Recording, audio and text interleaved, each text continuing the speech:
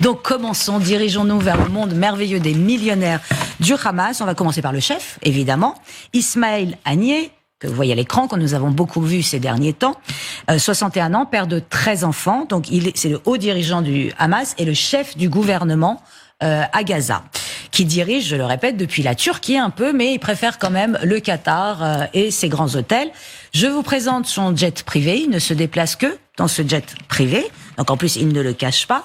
Et au cas où on avait un doute, il a, sur ses 13 enfants, 2 fils dont il est très proche. Maz, qui est un magnat de l'immobilier et qui est surnommé le père des maisons à Gaza.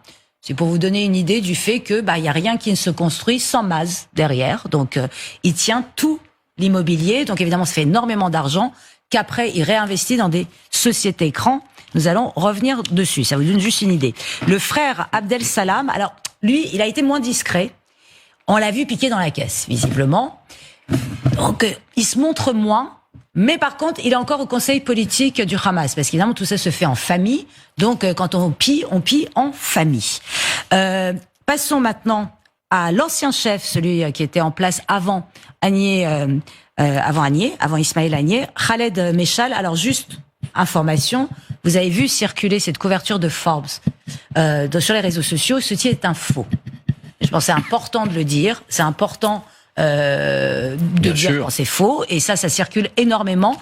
Donc si je ne dis pas que ce monsieur est à la tête de 5 milliards, c'est parce que c'est faux.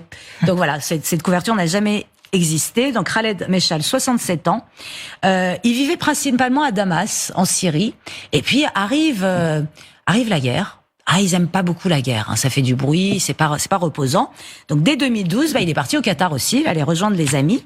Et en partant, il a juste pensé à vider les caisses du Hamas à Damas. Il est parti avec à peu près, je sais pas, on dit entre 500 millions et 1 milliard, on n'est pas sûr, mais qui ont disparu. 500 millions et 1 milliard. Oui, ça a disparu. On ne sait pas trop où c'est passé, on n'est pas encore sûr du chiffre.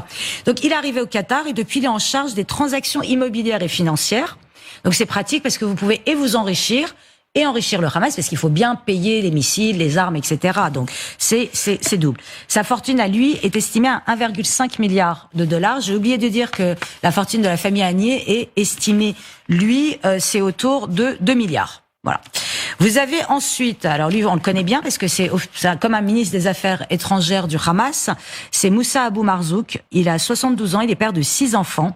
C'est un peu le numéro 2. On l'a beaucoup vu, effectivement, réagir. Alors lui... Modeste. 6 enfants. C'est moins que Haniyeh, 13. Oui. Il a vécu 14 ans aux États-Unis. Il avait une green card.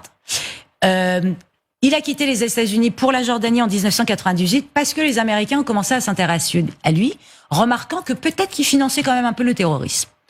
Après la Jordanie, c'est la Syrie en 2001, rebolote jusqu'à la guerre civile de 2012, mais lui, même s'il passe beaucoup de temps au Qatar, il a plutôt misé sur le Caire, donc il habite au Caire. Sa fortune à lui est estimée à 2 milliards de dollars, c'est la fortune personnelle. Vous allez me dire d'où vient cet argent?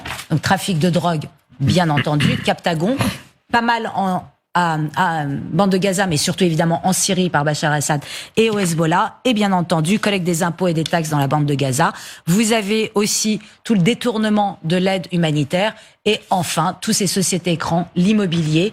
Les Américains sont sur le coup, ils le savent, mais tout cet argent, c'est à peu près 500 millions de dollars qui sont investis au Soudan, en Turquie, aux Émirats Arabes Unis et en Arabie Saoudite dans l'immobilier, et qui après permettent de créer des sociétés écrans pour être présents un peu partout. Impressionnant. Les chiffres. Ça se passe de commentaires.